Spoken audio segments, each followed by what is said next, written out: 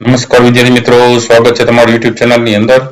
ધોરણ 4 ની અંદર પતંગો વિષયમાં આપણે જે વર્કબુક છે એના પાઠ 5મો છે ખીણમાં તારા સાપુતારા. એ પાઠના આધારે આપણે જે કંઈ પ્રશ્ન જવાબ છે એ આપણે જોવાના છીએ. ખાસ વિડીયો અંત સુધી જોજો. વિડીયો ગમે તો લાઈક કરજો અને તમારા મિત્રો પણ વિડીયો શેર કરજો. સાથે ચેનલને સબસ્ક્રાઇબ ન કરી તો ચેનલને સબસ્ક્રાઇબ કરી લેજો. ફરી પાછા નવા વિડીયોઝ છે મુકાતા હોય એની નોટિફિકેશન તમને મળી જશે. તો શરૂઆત કરીએ પ્રશ્ન નંબર 1 થી. તમારા મિત્ર સાથે ચિત્ર જુઓ અને જે દેખાય છે તે આપેલી જગ્યામાં લખો. તો અહીં ચિત્ર આપેલું છે. ચિત્રની અંદર જે પ્રાણીઓ છે એ દેખાય છે લખી શકો અહીં બાજુમાં. પેલું શિયાળ, બીજું હાથી, ત્રીજું પોપટ, ચોથું વાંદરો, પાંચમું કાચબો, છઠ્ઠું દેડકો, સાતમું સસલું, આઠમું વાઘ, નવમું ઘુવડ, 10મું રીંછ, 11મું હરણ, 12મું બાજ. બીજો પ્રશ્ન છે ઉપર લખેલા શબ્દોમાંથી કોઈ પણ 8 શબ્દોનો ઉપયોગ કરીને એક વાક્ય ઉદાહરણ પ્રમાણે લખવાનું છે. જેમ કે ઉદાહરણ આપ્યું છે કે શિયાળ, તો શિયાળ ચાલાક પ્રાણી છે. પેલું સસલું, તો સસલા બહુ બીકણ હોય છે. બીજું હાથી, હાથી કદમાં મોટું પ્રાણી છે. ત્રીજું ઉંદર, તો ઉંદર દરમાં રહે છે. ચોથું કાચબો, કાચબો ધીમું ચાલતું પ્રાણી છે. પાંચમું વાંદરો, તો વાંદરો ઝાડ પર રહે છે. છઠ્ઠું પોપટ, તો પોપટ મીઠું મીઠું બોલે છે. સાતમું વાઘ, તો વાઘ આપણું રાષ્ટ્રીય પ્રાણી છે. આઠમું દેડકો, દેડકો ચોમાસામાં બહુ વધુ જોવા મળે છે. ત્રીજો પ્રશ્ન છે તમે જંગલ વિસ્તારમાં ફરવા ગયા છો ત્યાં શું શું જોયું હતું એ લખવાનું છે. જવાબ લખી શકીએ હા, અમે જંગલ વિસ્તારમાં ફરવા ગયા છીએ. અમે લોકો ગીરના જંગલોમાં આવેલ સાસણ વિસ્તારમાં ગયા હતા. ત્યાં અમે સિંહ જોયા હતા. સિંહ જોવા માટે લોકો બહારથી તેની મુલાકાત માટે આવે છે. ત્યાં બીજા પ્રાણીઓ અને પક્ષીઓ પણ જંગલમાં જોવા મળે છે. ગીરના જંગલો સિંહો માટે પ્રખ્યાત છે. ચોથો પ્રશ્નમાં ભૂલામણી, તક્ષકને તેના દર સુધી પહોંચાડો. તો અહીંયા તમે જોઈ શકો છો આ તક્ષક છે. તક્ષકને અહીંથી આ બાજુ લઈ જઈએ, બરોબર. તો એ રસ્તો છે અહીંથી અંદરની તરફ જાય છે.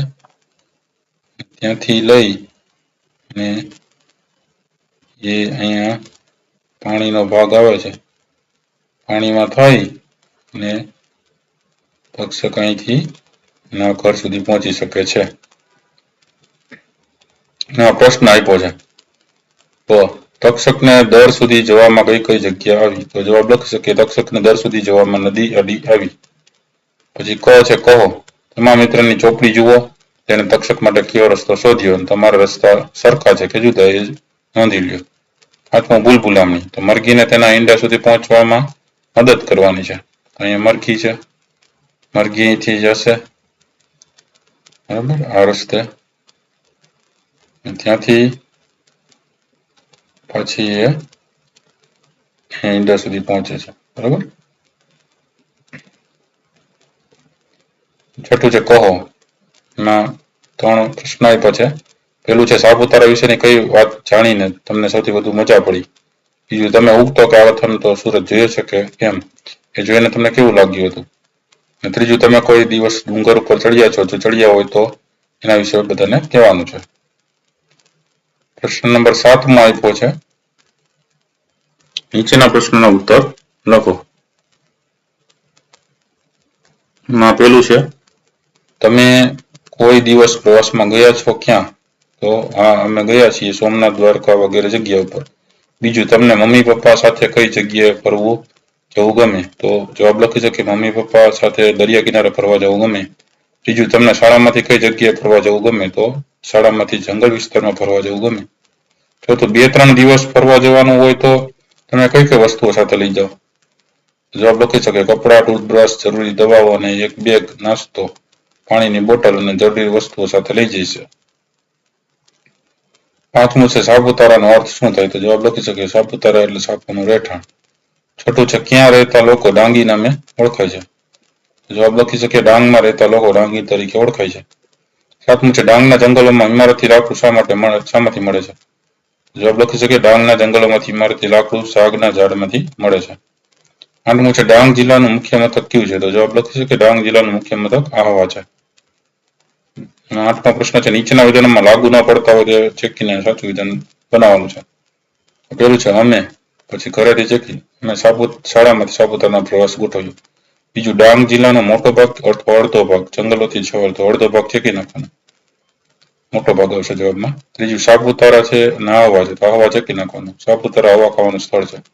ચોથું ડાંગ જિલ્લાનું મુખ્ય મથક વઘઈ અથવા આહવા, તો વઘઈ ચેકી નાખવાનું, આહવા છે. પાંચમું સાપુતારાની ઊંચાઈ લગભગ 1000 અથવા 2000, તો 2000 ચેકી નાખવાનું, 1000 મીટરની છે. પ્રશ્ન નંબર 9 સાચો ઉત્તર શોધીને લખો. એમાં પેલું છે હવા ખાવાનું સ્થળ એટલે કેવું સ્થળ, તો જવાબમાં આવશે જ્યાં હવા સારી અને ચોખ્ખી હોય તેવું સ્થળ. બરાબર, જવાબમાં બ ઓપ્શન આવશે. બીજું છે ડાંગમાં રહેવા વાળા ડાંગી કહેવાય, જામનગરમાં રહેવા વાળા જામનગરી કહેવાય, તો અમદાવાદમાં રહેવા વાળાને શું કહેવાય, એને કહેવાય અમદાવાદી. ક ઓપ્શન આવશે. ત્રીજું છે ડુંગરો કેસરી રંગના કેમ દેખાતા હતા, તો જવાબ લખી શકીએ બ ઓપ્શન, વહેલી સવારનો કેસરી રંગનો તડકો ડુંગરો ઉપર પડતો હતો માટે.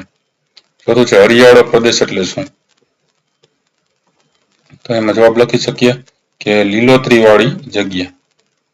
પાંચમું છે આકાશના તારા ખીણમાં આવી ગયા હોય એવું કેમ લાગતું હતું, જવાબ લખી શકીએ અ ઓપ્શન, કે ખીણમાં અ ઓપ્શન છે, ખીણમાં પાણી હતું અને તેમાં તારાઓનો પડછાયો પડતો હતો માટે. છઠ્ઠું છે ડાંગના જંગલોમાં ખાસ કરીને કયા પ્રાણી જોવા મળે છે, વાઘ, દીપડા અને હરણ, જવાબમાં આવશે ક ઓપ્શન.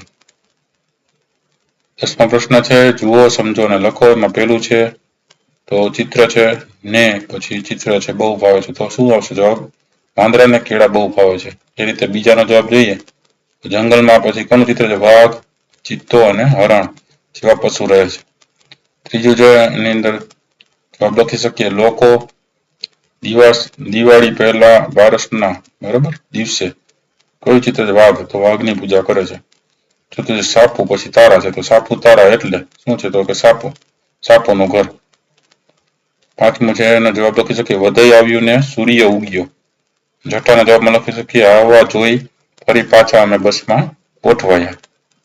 પ્રશ્ન નંબર 11 છે નીચેના વાક્યમાં એક શબ્દ ભૂલ છે તે સુધારીને લખવાનું છે. તો પેલું છે અમે શાળામાંથી સાપુતારાનો પ્રવાસ ગોઠવ્યો, તો એમાં અમે શાળામાંથી સાપુતારાનો પ્રવાસ ગોઠવ્યો. બીજું છે ગામમાં બધે પ્રવાસીઓની વસ્તી જોવા મળી, તો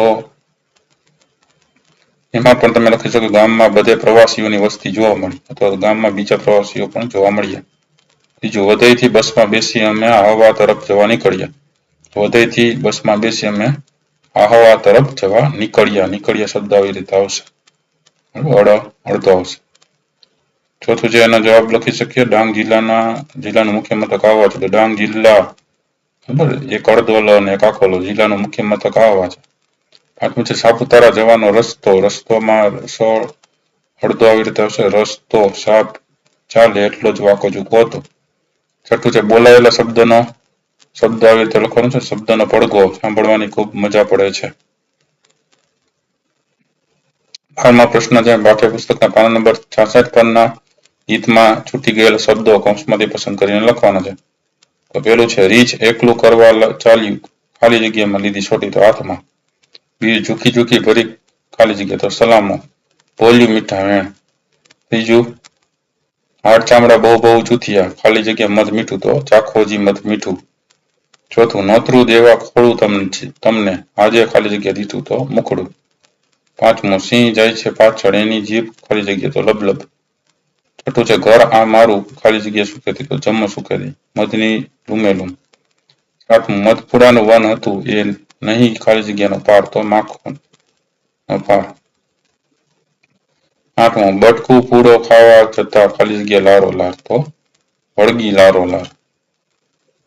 13મો પ્રશ્ન છે ગીતમાંથી શોધીને પાસ વાળા શબ્દો છે લખવાના છે. તો એમાં જોતા જઈએ શબ્દો. તો છોટી છે તો મોટી, વેણ તો કહેણ, મીઠું દીઠું, ધબ ધબ તો લબલબ, પાર તો લારો લાર, લાગ્યા તો ભાગ્યા. 14મો પ્રશ્ન છે કહો. પ્રશ્ન આપ્યા છે કે પેલું રીછે શું કર્યું ત્યારે તમને મજા આવી, બીજું ગીતમાં શું થયું તે તમને ના ગમ્યું, બીજું મધમાખી તમને કરડવા આવે તો તમે શું કરો છો, તમે કેવી બૂમ પાડો છો.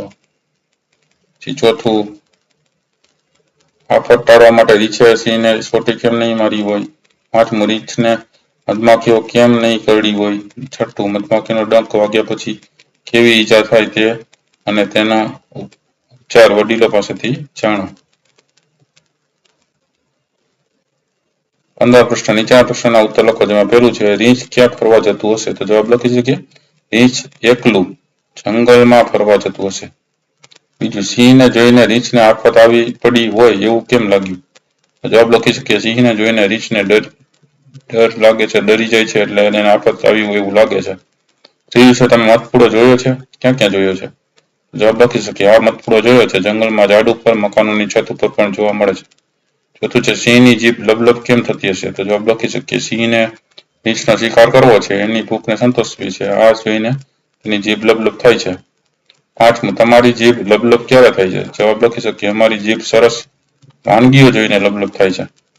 6, ઝૂકી ઝૂકીને સલામો કોણ ભરે છે? જવાબ લખી શકીએ ઝૂકી ઝૂકીને સલામો રીંછ ભરે છે, તો રીંછ સલામો ભરે છે. 7મું, એક શબ્દ બેવડાતો હોય ને તેવા શબ્દ કવિતામાંથી શોધીને લખવાનું. તો લબ, ઝૂકી ઝૂકી, ધબ, લારો લાર, બૂમે બૂમ, લૂમે લૂમ વગેરે શબ્દો છે ત્યાં. 8મું, જેમાં સિંહને મધમાખીના ડંખ ક્યાં ક્યાં વાગ્યા? જવાબ લખી શકીએ સિંહને મધમાખીના ડંખ ક્યાં ક્યાં વાગ્યા? તો આંખે, મોઢે, જીભે, હોઠે ડંખ માર્યા હતા. 16મો પ્રશ્ન છે નીચે આપેલ પ્રશ્નના ઉત્તર વિકલ્પોમાંથી પસંદ કરીને લખવાના છે. પેલું છે જીભ લબલબ થવી એટલે શું? તો જવાબ લખી શકો ખાવા લલચાવ, કો ઓપ્શન. બી છે નોતરું દેવું એટલે શું? તો આમંત્રણ આપવું, નોતરું દેવું એટલે. ને જવાબમાં આવશે બ ઓપ્શન. ત્રીજું છે મીઠા બોલવા એટલે શું? તો જવાબમાં લખી શકીએ સાંભળનારને ગમે તેવી વાત કરવી, તો જવાબમાં ઓપ્શન આવશે. ચોથું છે મોટી આફત આવી એટલે શું? તો એના જવાબમાં લખી શકીએ ભારે મુસીબતમાં પડવું, બ ઓપ્શન લખી શકીએ. 17મું, સમાચાર વાંચો અને હસો, આપણું જંગલ હેડલાઇન. માં તમને આ બધા વાક્યો આપ્યા છે તમારે વાંચવાના, બરાબર. તમને કયા બે સમાચાર વાંચવાની સૌથી વધુ મજા પડી છે? મિત્રો સાથે બેસી આવા બે રમૂજી સમાચાર બનાવી તમારા વર્ગમાં રજૂ કરવાના. જેમ કે પહેલું આપણે કહી શકીએ કે ભયંકર વરસાદ આવવાને લીધે જંગલમાં તળાવના પાણીમાંથી માછલીઓ બહાર આવી ગઈ. બીજું, સિંહ જોઈને બધા પ્રાણીઓ ડરીને ભાગી ગયા. ત્યાર પછી 18મું, નીચે આપેલા ઉખાણાનો ઉત્તર કોષ્ટકમાંથી શોધવાનો છે, શબ્દ લખવાનો છે અને શબ્દ પરથી વાક્ય લખવાનું છે. કે પેલું આપી દીધું છે પહાડમાંથી નીકળી હું તો સાગરને મળવા જાઉં, વચ્ચે આવે ગામ ખેતર, લોક માતા કહેવાવ. ઉત્તર છે નદી, વાક્ય બનાવી શકે નદીમાં ખૂબ પાણી છે. બીજું, ડગુ ડગુ ચાલે છે, મોટા મોટા હોઠ છે, તેને તો મધ ભાવે છે, બોલો ભાઈ કોણ છે? તો જવાબમાં લખી શકીએ રીંછ, વાક્ય બનાવી શકીએ રીંછને મધ ભાવે છે. પછી ત્રીજું છે એક પટકે લટકે, વીજળી વિના અટકે, 3 હાથે ફરકે, પવનને નીચે પટકે. એના જવાબમાં આવશે પંખો, વાક્ય લખી શકીએ પંખો આપણને હવા આપે છે. ચોથું છે આગળ આગળ દોડી, જાણે સરકી વળી, દોરા વગર ડગલું ન માંડે, જુદાને દે છે જોડી. તો જવાબ લખી શકીએ સોય, વાક્ય લખી શકીએ સોય દોરા વગર ચાલતી નથી. 5મું છે ગોળ ગોળ ચકરડી, તેમાં પાછો રસ, નામ બતાવો એનું તો પૈસા મળશે 10. જવાબ લખી શકીએ જલેબી, વાક્ય લખી શકીએ જલેબી મને બહુ ભાવે છે. 6 છે કાળી કાળી મંગુબાઈ, આંબા ડાળે ડોલે, ઉનાળામાં કેરી ખાતી, મીઠા ટવકા બોલે. જવાબ લખી શકીએ એનો જવાબમાં આવશે કોયલ, વાક્ય લખી શકીએ કે કોયલ મધુર ગાય છે. હવે અહીંયા જે તમને કોષ્ટક આપ્યું છે એમાં સોય, નદી, કોયલ, જલેબી, રીંછ અને પંખો બધાને ફરતે રાઉન્ડ કરી દેવાનો છે શબ્દ ગોતીને, બરાબર. પ્રશ્ન નંબર 19 છે પતંગો વાર્તાના આ ચિત્રોના આધારે 5 વાક્ય લખવાના છે. તો પહેલું, પતંગો રંગે રૂપાળો, ચમકતા લીલા રંગનો લાલાશ પડતું માથું, લાલમ લાલ આંખોને અણીદાર પૂંછડી વાળો છે. બીજું છે તે નિશાળના મેદાનમાં આવી ગયો છે અને નાના છોકરાઓ તેમને જોવે છે. ત્રીજું છે પતંગોને બહુ ભૂખ લાગી હતી, તે સફેદ પીછાવાળું જોઈને નાનું જીવડું હશે તેમ તેને ખાવા માટે ગયો. ચોથું છે પતંગોએ ફૂલ છોડી દીધું અને બાળકો સાથે બાળકે રેકેટ વડે હવામાં ઉછાળ્યું એટલે પતંગાએ પકડી દીધું. એ રમવા લાગ્યું. અને પાંચમું છે પતંગો છોકરાઓ સાથે રમવામાં પોતાની ભૂખ ભૂલી ગયો અને રમવા લાગ્યો. 20મો પ્રશ્ન છે ચારેયમાંથી વિભાગમાંથી એક એક શબ્દ લઈને વાક્ય બનાવવાના છે. અહીંયા ચારેય વિભાગ પાસેમાંથી વાક્ય બનાવવાનું. તો વાક્ય જોઈ લઈએ. પહેલું, એક મોટું જંગલ હતું. બીજું, પતંગો રંગે રૂપાળો હતો. ત્રીજું, રોજ સવારે વહેલા ઉઠો. ચોથું, મધમાખી મધપુડામાં જોવા મળે. પાંચમું, ચાલ બધાને જમવા બોલાવું. છઠ્ઠું, 5 મિત્રો નદી કિનારે ગયા. સાતમું, અમારો સામાન અમે ઉપાડ્યો. આઠમું, તમારા મિત્રને મદદ કરો. 21મો પ્રશ્ન વાક્ય મોટેથી વાંચો. પહેલું, ફૂલસિંહનો ફટાકડો ફટાક દઈને ફૂટ્યો. તેમાં ફટાકને ફૂટ્યો. બીજું, ભરતપુરનો ભવ્ય ભટ્ટ લાડવા કરે સફાચટ. એમાં ભવ્ય ભટ્ટ અને સફાચટ. ત્રીજું છે એમાં જગ્ગુ જૂઠું બોલ્યો એટલે તન્નુએ તેની કીટા કરી. તો જગ્ગુ જૂઠું બોલ્યો તન્નુ ઈટા. પછી આપણું રાજ્યનું નામ ગુજરાત છે. બરોબર. પછી મારા કાકા ધનસુખલાલ ગજ્જર ધનાઢ્ય માણસ છે. તો ગજ્જર ને ધનાઢ્ય લખી નાખવાનું. એમની પાસે ખૂબ પૈસા છે. તેઓ હંમેશા એરોપ્લેનનો પ્રવાસ કરે છે. એરોપ્લેન લખી નાખવાનું. છઠ્ઠું છે હું શાળાએ જઈ શકું તેમ નથી. મેં શિક્ષકની રજા ચિઠ્ઠી આપી છે. તો રજા ચિઠ્ઠી લખી નાખવાનું. મમ્મીએ પપ્પાના કપડાને ઇસ્ત્રી કરી. તો મમ્મી પપ્પાને ઇસ્ત્રી. પછી આઠમું, ટપુ મચ્છર મારવા જતા ધબ દઈને પડી ગયો. તો મચ્છર ને ધબ ને રાજ્ય બાકી રહી ગયું. તે છેલ્લે લખ્યું છે. આ રીતે લીટી દોરેલા શબ્દોને અહીં લખી નાખવાના છે. પછી કંઈક નવું કરીએ એની અંદર પહેલું છે રમત રમો. તમારી શાળાની અંદર જે રમતગમતના સાધનો છે લખવાના છે. બેટ બોલ, ફૂલ રેકેટ, કેરમ કુકરી, બાસ્કેટબોલ, દોરડા, ચેસ પાઈ દડો. તમારી શાળાના કબાટમાં તમે રમવા માટે સાધનો મૂકેલા છે. દિવાળી વેકેશન હોવાથી છેલ્લા કેટલાક દિવસોથી તે કબાટ ખોલવામાં આવ્યો નથી. આજે 15મો દિવસ છે. તો તે સાધનો કબાટમાં બેઠા બેઠા શું વાતો કરતા હશે એ વિચારો. કેમ કે રમતગમતના સાધનો છે બેટ, દડો, ફૂલ, રેકેટ, કેરમ, દોરડા, બાસ્કેટબોલ, ફૂટબોલ, ટેનિસ રેકેટ. દરેક વિદ્યાર્થી એક સાધન બની જાઓ. અંદર વાતો કરો. છેલ્લા કયા સાધને બનેલા વિદ્યાર્થીની વાત સૌથી ગમે વધારે એ નક્કી કરવાનું. અને રમત છે બધાને મળીને રમવાની છે.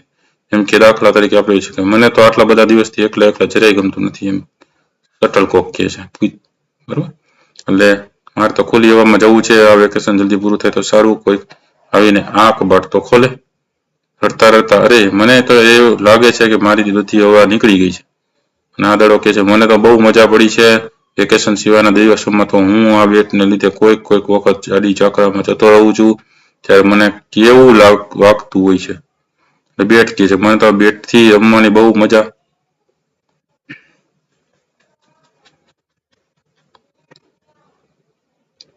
બેટ કે છે મને તો બેટથી રમવાની બહુ મજા આવે છે. હું જ્યારે બેટથી દડો ઉછાળું છું ત્યારે તે ગ્રાઉન્ડની બહાર જતો રહે છે.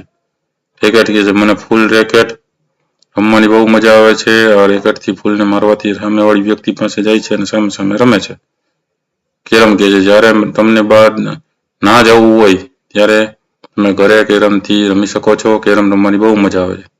દડો કે છે ફૂટબોલ રમવાની બહુ મજા આવે છે. ફૂટબોલ રમવાથી કેવળ બોલને વારંવાર લાગતું હશે તે જ્યારે નેટની જાળીમાં જતો રહે છે ત્યારે રમનાર ઘણો રાજી થશે. બીજો પ્રશ્ન છે વિચારો અને લખો. પેલું છે તમારા પપ્પાના મમ્મીની દીકરી તમારે શું થાય? તો ફોઈ. બીજું તમારા મમ્મીના ભાઈના મમ્મી તમારા શું થાય? તો કે નાની. પછી તમારી બહેનના પપ્પાના નાના ભાઈ તમારે શું થાય? તો કે કાકા. તમારા માસીના દીકરાના પપ્પા તમારે શું થાય? તો કે માસા. તમારા પપ્પાના પૌત્રી તમારે શું થાય? તો કે બહેન. તમારા કાકાની બહેનના પપ્પા તમારે શું થાય? તો કે દાદા. તમારા મમ્મીના ભાઈના બહેન તમારે શું થાય? તો કે માસી. તમારી બહેનના મામા તમારે શું થાય? તો કે મામા. તો ચાલો જરા હસી લઈએ. જોક્સ આપ્યા છે. પેલું કે છે ડોક્ટર પાતળા થવાનો એક જ ઈલાજ છે. તારે રોજ ફક્ત 2 જ રોટલી ખાવાની. ચિંટુ કે સાહેબ એ 2 રોટલી રોજ જમ્યા પહેલા કે ખાવાની કે પછી ખાવાની? અને બીજું છે મમ્મી બીટુ શીરો બનાવી કે સુખડી બનાવું? બીટુ કે મમ્મી ઘરમાં એક જ કઢાઈ છે. આવી રીતના જોક્સ પણ તમને આપેલા હોય છે. તો વિડીયો ગમ્યો હોય તો લાઈક કરજો, તમારા મિત્ર પણ વિડીયો શેર કરજો. સાથે ચેનલને સબસ્ક્રાઇબ ન કરી હોય તો ચેનલને સબસ્ક્રાઇબ કરી લેજો. નવા વિડીયો ચેનલ પર મુકાતા રહેતા હોય છે. ફરી પાછા નવા વિડીયો સાથે મળીએ. ત્યાં સુધી ન જોયેલા વિડીયો જોતા રહેજો, જ્ઞાનમાં વધારો કરતા રહેજો. Thank you very much and take care.